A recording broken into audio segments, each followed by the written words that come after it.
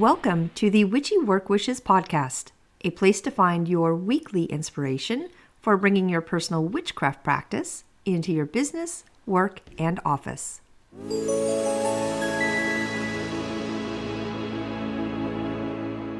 Welcome to Witchy Work Wishes. I'm your host, Charlene, and we are back in the garden today with our herbs, talking about working with and using valerian root. But first, some things I did over the weekend in my own personal practice. And quick disclaimer, I've got my big German Shepherd sound asleep at my feet, and he is snoring. And I just don't have the heart to move him, so if it gets too loud, I'll try to nudge him. But if you hear it in the background, it's him. All right, so this past weekend was time for another card draw. I was looking for a little guidance with the month of March and went to my animal oracle deck. And I pulled the Flamingo Spirit, which says, embrace the in-between. So I have to say, every time I hear this word, flamingo, I think of my younger son who could not pronounce the word when he was little.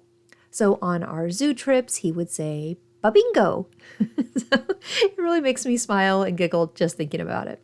But the Flamingo Spirit that says, embrace the in-between, tells us that balance comes easily to Flamingo Spirit, who sees what was and what will be, and stands strong in the face of uncertainty.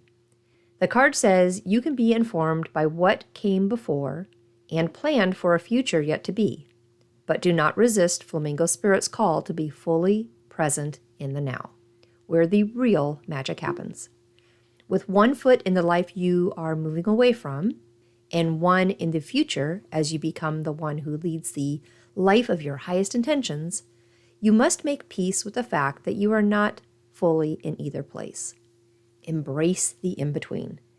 The presence of Flamingo Spirit is also a sign that your creativity is arising within you and opportunities are beginning to present themselves.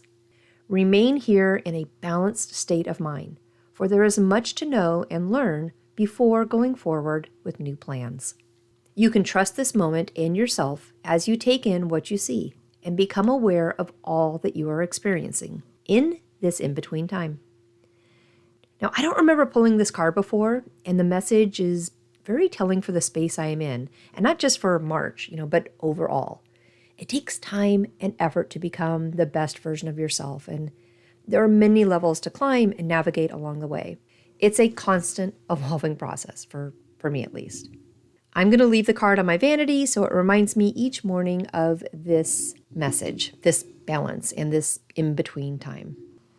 I was able to spend some time with my uncle and his wife this weekend. It's been years since I last saw them, and, as time marches on, I'm not sure when I'll be able to see them again. Everyone is getting older, and my uncle is now into his late 80s. So while it was last minute that the opportunity came up, I happily said yes and had a wonderful dinner and time to catch up with both of them and my mom, whom they were visiting. So we talked about lots and lots of genealogy stuff and our history, that is really strong on the Scottish, Irish, and English side with them. And I got lots of family stories that help cement my place in time with our bloodline. I loved every moment of it and our evening together. So overall, I felt happy this weekend. Not super busy, not super witchy, but just happy and content. I nested a bit, I reflected a bit, and I had good family time. Not a big wow factor, this past weekend, but it sure felt good all the way around. Now, spring is coming, and I know we are all anxious to get our hands back in the dirt with our magical herbs. So let's head over to our topic today about the valerian root herb.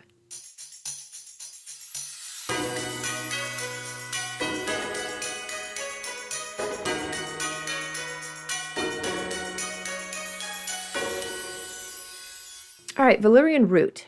We're going to go old school today with valerian. And if you've not seen this pretty little flowering plant, it has a single stem. I think it might even be a hollow stem with some shoots of seeds that burst open into tiny pink and white flowers at the top. Valerian is scientifically known as Valeriana officinalis. It is a perennial herb that has been used for centuries for its various medicinal properties to help people overall feel better. In fact, the Latin word valere means be well. Now, most well-known use for this herb is going to be with sleep disorders and insomnia. It is believed to have, a nice calming effect on our nervous system. And along those lines, the second most popular use of valerian is probably going to be to alleviate symptoms of anxiety and stress due to those relaxant properties. Third area I probably would say valerian is most used for is going to be, maybe help relax muscles and lower blood pressure. There are, of course, some other areas like used for headaches, the use to help depression. Actually, in fact, valerian was heavily used in World War II to help our soldiers with stress, now commonly called PTSD. So valerian contains several compounds, including valerianic acid, isovaleric acid, and various antioxidants. Now, these compounds are thought to contribute to its medicinal effects.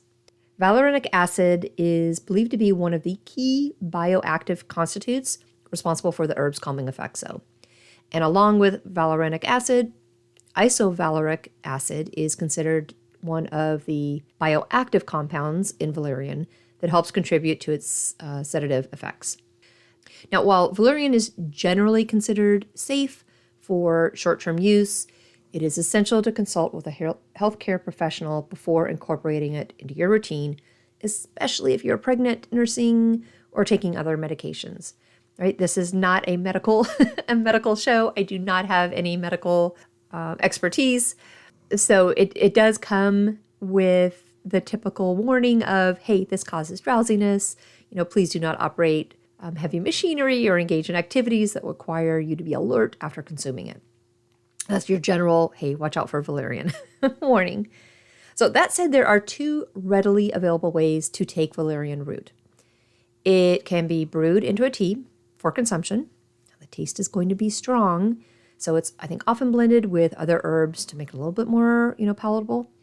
Now, going back to the isovaleric acid component of valerian, this type of acid is found in trace amounts of certain foods, such as cheeses, where it contributes to the distinctive aroma.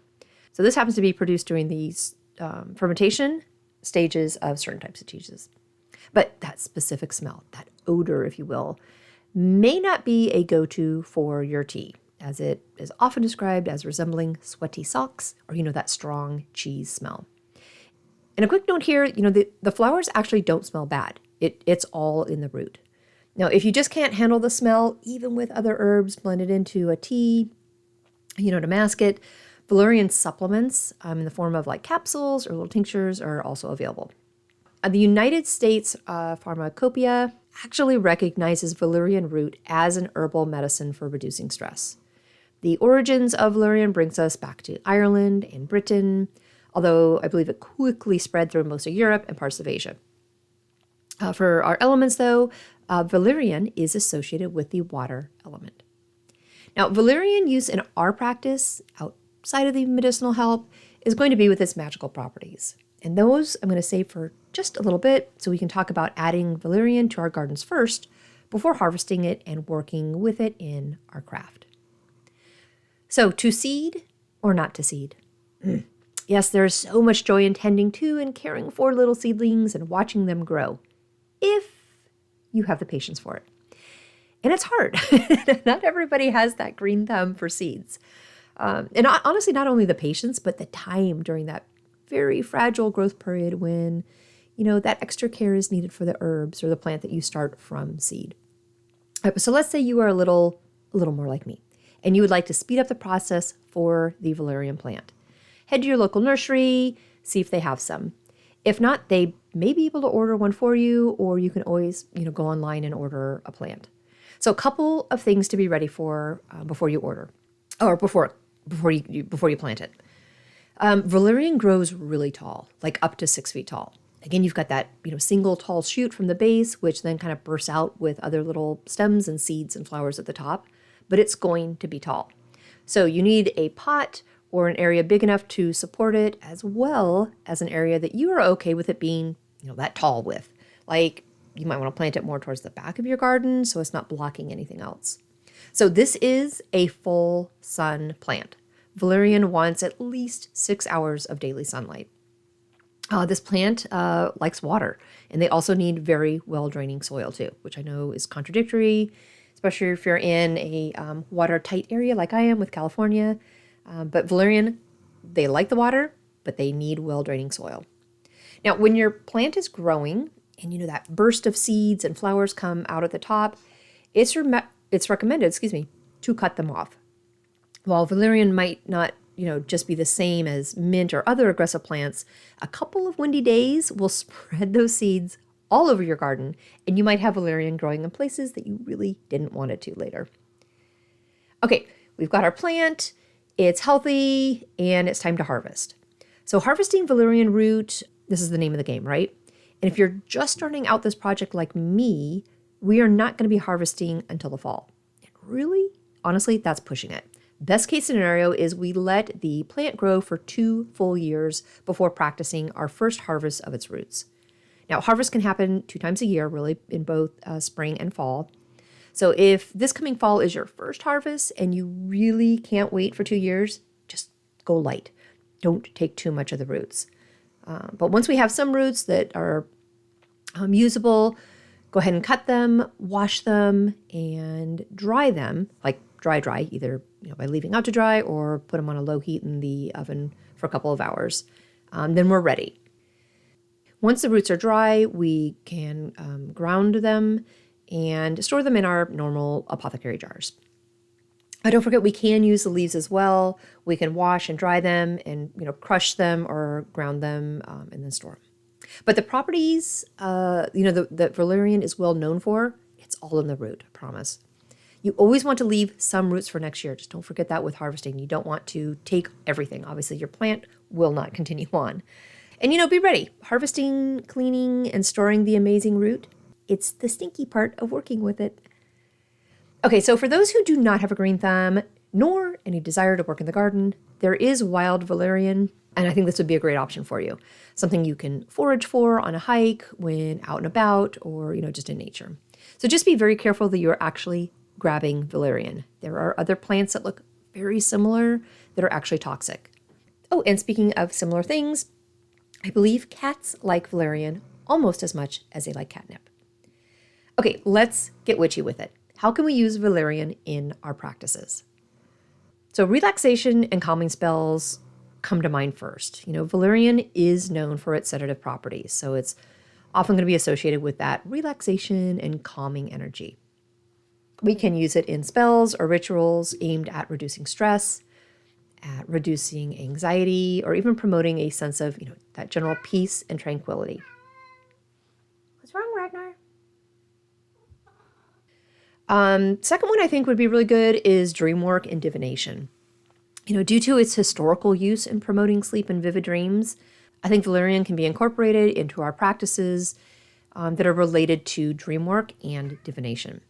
It might be included in maybe dream sachets, pillows, or of course back to our herbal blends meant to enhance one's dream experiences. Now, let's not forget protection and purification. Valerian is believed to have protective qualities. It can be used in spells or rituals for warding off negative energies, for warding off psychic attacks, or, unwanted influences. Valerian is associated with purifying spaces and creating that shield of calm. Now, for enhancing psychic abilities, going back to valerian's historical use again, for inducing altered states of consciousness and enhancing dreams, has really led it to be associated with psychic abilities. Now, some practitioners may use valerian in rituals or spells aimed at heightening intuition, heightening clairvoyance, or other psychic gifts. Love magic is another area we can use valerian. We can incorporate it into our rituals and charms intended to attract love or deepen romantic connections. It also can be used in connection with other herbs, we've been talking about for all of February, of herbs and crystals for love, but other herbs or materials, with similar romantic or love-enhancing properties. Now, herbal correspondences, each plant or each herb is believed to possess specific correspondences and energies, right? So valerian, we can choose this for spell work based on these same things. For example, it might be linked to, the element of water, like I mentioned. We can work with it when working with the planet Venus, maybe, or even specific moon phases. Now, sacred tools and offerings, Valerian, it could be used as an offering in rituals, especially as those related to spirits of plants or deities associated, with healing, with dreams or magic. But it can also be dried and added to a sacred space or used as part of one of our altar setups. Specifically for those herbal sachets and charms, we can create them by combining dried valerian with other herbs, with other crystals or magical items. And then, create them with our own specific purposes and intentions, like promoting relaxation, promoting dreams, enhancing dreams, and providing protection. So the sachets can be placed under a pillow. They can be carried, of course, or hung in a specific area. Now, for dream pillows, valerian really is known for that historical use in promoting vivid dreams, like I mentioned before. So we can create dream pillows by filling a cloth pouch with dried valerian and other dream-enhancing herbs and placing it right under our main pillow. And again, that's going to help us with our dream work, and it's said to help enhance the quality of our sleep. Now, in our rituals and spells, I think valerian can be incorporated into them with anything we're doing that's going to help in calming energies, reducing stress, and enhancing our meditative state. It might be burned as an incense. I have not tried that. I'm not sure what that smell would be like, but it can.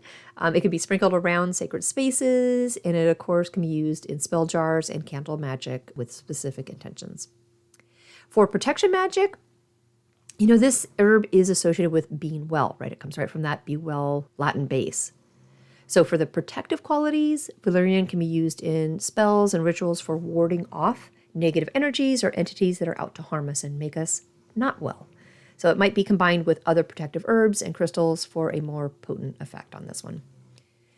Now with the anointing oils, we can definitely infuse oils with valerian to create anointing oils for our rituals. And these oils can be used to, anoint candles, tools, even ourselves. I love drawing sigils on myself. But with the intention of promoting calmness and clarity, or even protection, like we just talked about. With divination and psychic work, again, that's the big historical pull with valerian root. It really does, guide us, I think, to use this herb in our rituals focused on divination or intuitive development. We can use it in our incense blends, maybe, depending on the smell. Of course, we can use it in our teas for scrying or meditation purposes. Now, for our offerings and altar decoration, the presence of valerian on an altar can certainly symbolize a connection with these energies.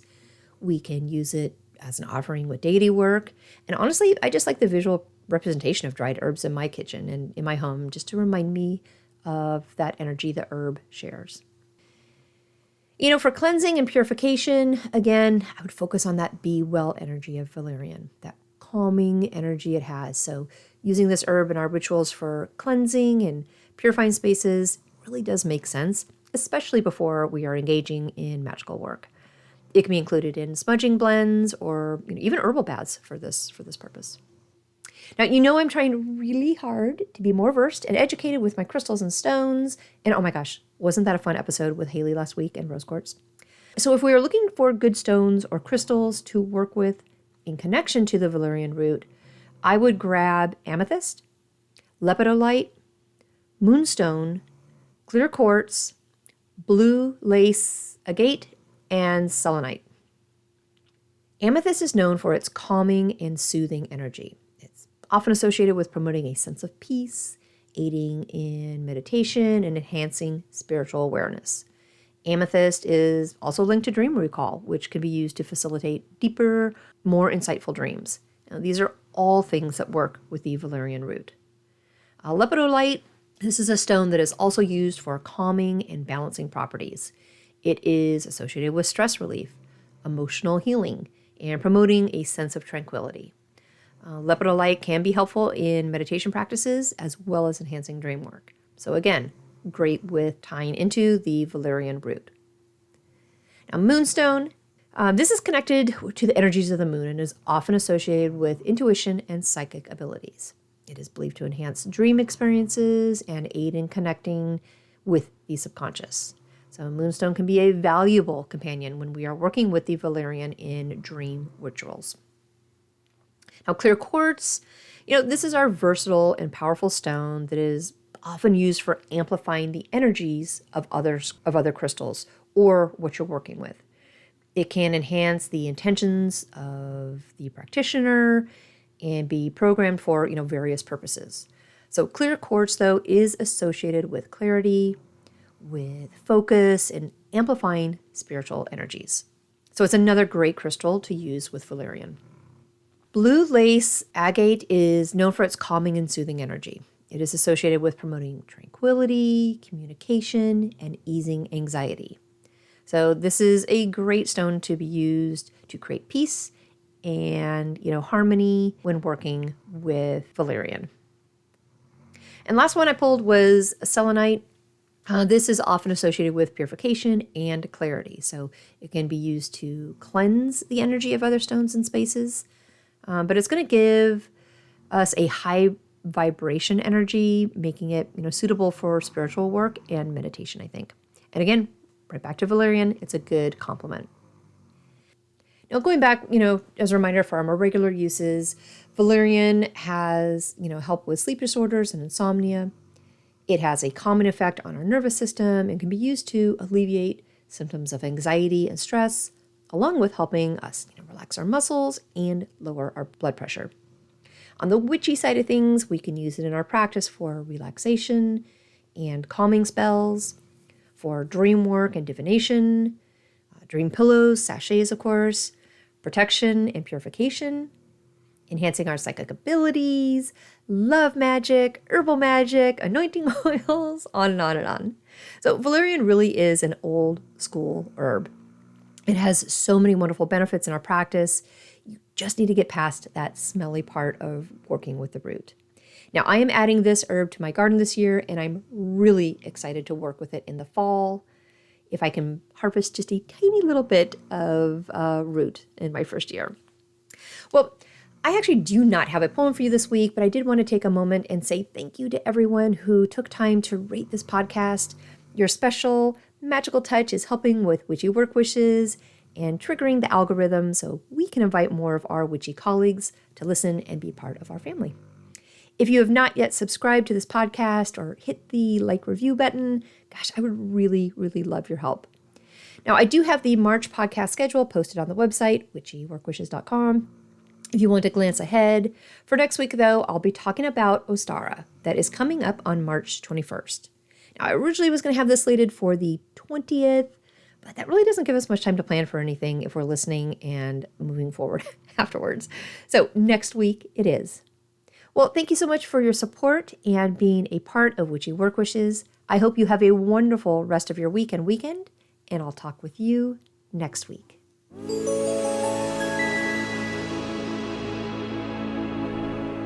Thank you for joining me today at Witchy Work Wishes, a place to find your weekly inspiration for bringing your personal witchcraft practice into your business, work, and office. For more information and additional content, please visit me online at witchyworkwishes.com. If you want to send me a personal note, please email me at info@witchyworkwishes.com. And of course, you can follow me on Instagram and Facebook. Just search for Witchy Work Wishes.